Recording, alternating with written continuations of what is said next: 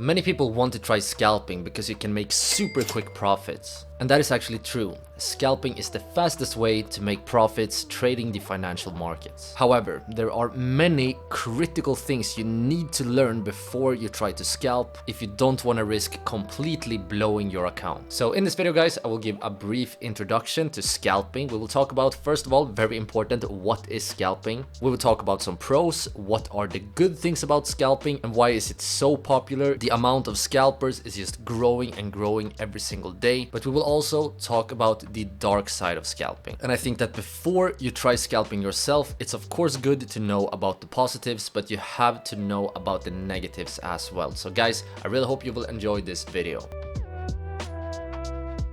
First of all, guys, what is scalping? Well, scalping is the fastest form of trading. We usually divide trading into different categories. We have, for example, swing trading, where you trade from perhaps days to weeks.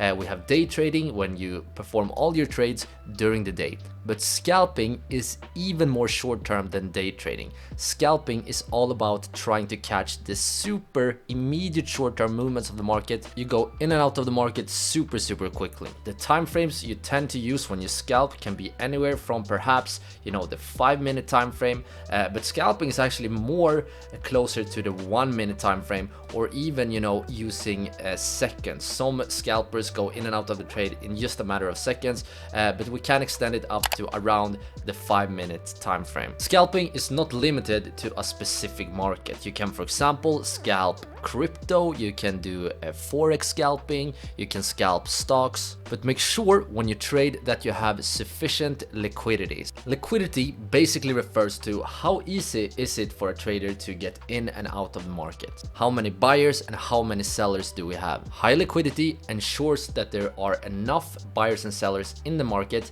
So preferably you do want to trade markets that have lots of buyers and sellers, not, for example, penny stocks, which have, that may only have, a few transactions every few minutes, or even some stocks only have a few transactions every hour. Now, when you have a brief understanding of what we mean when we talk about scalping, now let's talk about, what are the upsides of scalping? Well, first of all, one of the main upsides of scalping is that you can make super quick profits. You can go in and out of the market in just a minute or a few seconds and make profits, and over time these profits will add up if you have your risk management in check. Another good thing about scalping is that because you are in the market for such a short amount of time, you will most of the time not be bothered by big events such as news. For example, right now in the stock market, the market moves a ton when we get new CPI numbers and so on, and these events are very rare. So when you're taking quick trades, hopefully you can avoid these events. Another good thing about scalping is that you don't have to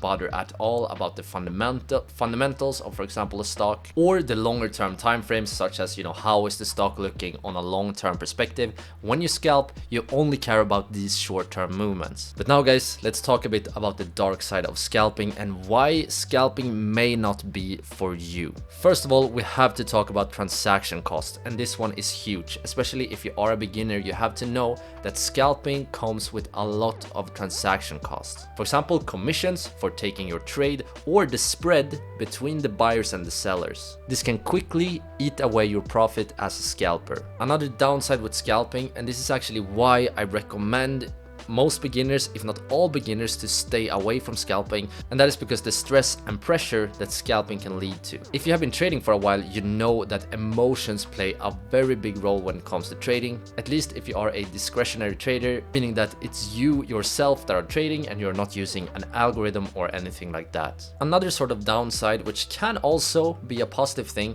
but the thing about scalping is that yes, you make quick profits, but your profits are usually pretty small, because the profit per trade is pretty small.